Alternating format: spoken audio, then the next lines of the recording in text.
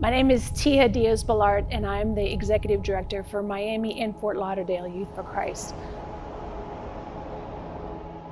It's amazing to see how God is working through our communities in our ministries. So looking back over these 75 years, it's been really interesting and kind of seeing what the kids were facing over the past number of decades. And there were a lot of the same issues: drugs, political unrest, broken families, so many of the same things. Miami is a unique place. Drugs, crime, murder, party city. And then you got kids entrenched in the midst of all of that. Kids having challenges, kids living in poverty. I think that's one of the most striking things. And the kids just trying to navigate life. And what do they do as the city struggles to help them? In 1963, the Bible was taken out of public schools. And so it is no coincidence that campus life began in Miami in 1964 in response to that. Yeah, in 1983, we saw what was happening in the streets, and it was going with gangs and the criminal activity, and we were really, really concerned. So we went to the administration there, the detention center, and said, can we do something? Can we help these youth? Can we come in and do services? My name is Stacy Morales, and I have been with Youth for Christ since 1996, 27 years. So as a teacher at West Homestead Elementary School, I realized that our kids had a need for not just physical things and educational things, but they had a need for Jesus. They had a need to know who Jesus was and that he loved them. The tragedy of the Parkland shooting was a catalyst for us to expand into the Broward County school system. Even as the schools were locking their doors and putting up cameras, their arms were opening to the faith-based community. So Catalyst Hip Hop started with a man named Joe Stegale. It was a vision that God gave Joe Stegale, passion. He had two convictions. He loved hip hop and he loved God even more. And he wanted to see them both come together. Cloud Life began back in 2020, right after COVID hit, and the need was very clear. We once had in-person, face-to-face ministry, and in the blink of an eye, it was stripped away from us, and we had to figure out how we're gonna connect with these students and maintain our relationships so that they could see Jesus. Oftentimes when people hear the name Youth for Christ, people assume that we're a youth group for Christian kids. But in reality, that's the opposite of who we are.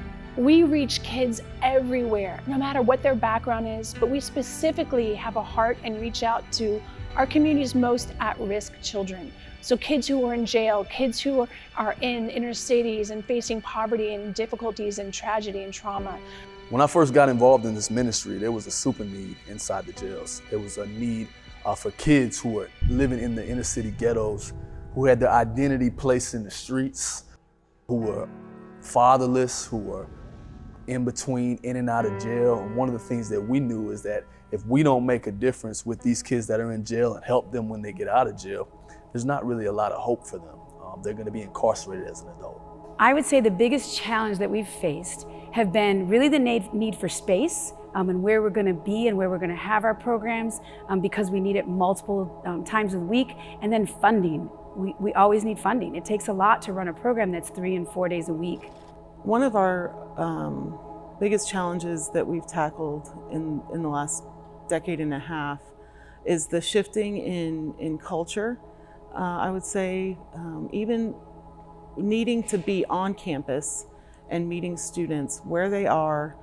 And one of the greatest challenges I've seen is students withdrawing, the isolation. They're withdrawing even from their friends. I often think about these kids, and I love them, but they're in a pit. But over the last few years, we've just seen the social media, which has really caused a lot of problems. We've seen the music that they're listening to and the depth of depravity. I mean, I don't know what else to say. It's just where their minds are. We've seen more drugs. There's still gang activities. So it's rough, and we want to share something that can change their life.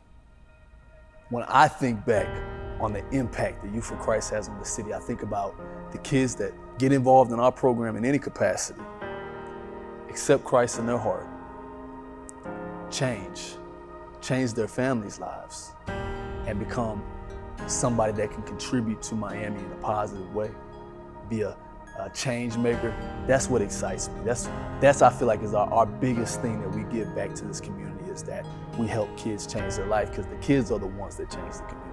The biggest impact has been raising up Indigenous leaders. We want our young people to become lifelong followers of Christ, and we want them to serve and give back in their own communities. And so since 2004, with our first Indigenous leader who we brought on staff with us, Delna, we have hired over 50 Indigenous leaders that were high school students and young adults that stay in their communities, give back, and make a difference in their own communities. Youth for Christ, what our missionaries do every single day is they pour their heart and soul into these amazing youth, and the results are nothing short of miraculous. Carrying that same vision and being good stewards of it. To encourage them, love on them, lift them up in the places where they feel like they have no one else. You know, I've seen a lot of kids, and so 40 years, yeah, and I rejoice. And they have heard a message that can transform their lives. If it wasn't for organizations like Youth for Christ, where would these kids go?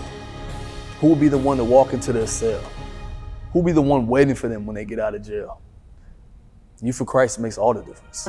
Youth for Christ Miami has been serving our youth for 75 amazing, wonderful years, blessing hundreds of thousands of youth. I hope you will support us as we launch into our next 75 great and glorious years.